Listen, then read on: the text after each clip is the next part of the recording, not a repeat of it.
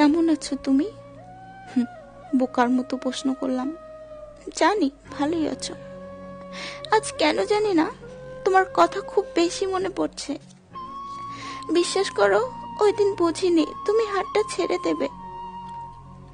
যেদিন প্রথম আমার হাতটা ধরে বলেছিলে, জান এই হাত মৃত্যুর আগ পর্যন্ত ছাড়বো না, বিশ্বাস করো কথাটা অন্তর থেকে বিশ্বাস করেছিলাম। ভালোবাসা হয়তো এমনই অন্ধ হয়, আর তাই আমি বুঝিনি। জানো, তোমার শাসনগুলো খুব বেশি মিস করি। আচ্ছা, তোমার কি এই কথাগুলো মনে পড়ে না? হয়তো না, আর পড়বেই বা কেন? তুমি তো কোনোদিনও আমাকে মন থেকে ভালোবাসোনি। জানো, আমি প্রতি রাতে তোমার কল রেকর্ডগুলো শুনি, তোমার দেওয়া SMS গুলো বারবার পড়ি, আর নিজের অজান্তেই দু চোখের পানিতে বালিশ ভিজাই। তোমার সাথে কাটানোর সময়গুলো ঠিক যেন কলিজায় আঘাত করে। যখন আমি রাগ করতাম, তখন তুমি কত কি না করতে আমার রাগ ভাঙানোর জন্য।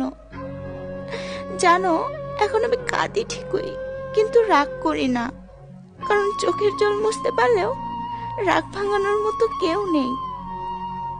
এখন তুমি সুখে আছো শুনলেও চোখে জল চলে আসে।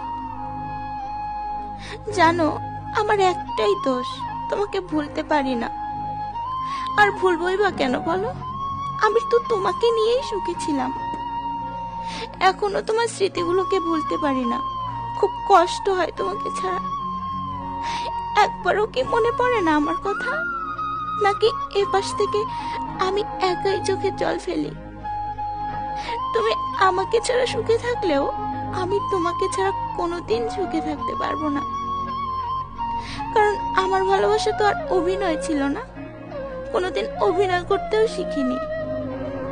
একটা মানুষ যে এত তাড়াতাড়ি বদলে যেতে পারে, এটা কল্পনা করতেও খুব কষ্ট হয়।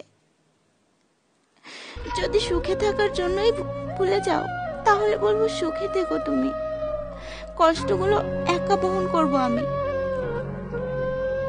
আমি জানি আমার কথা তোমার কোনো একদিন মনে পড়বেই।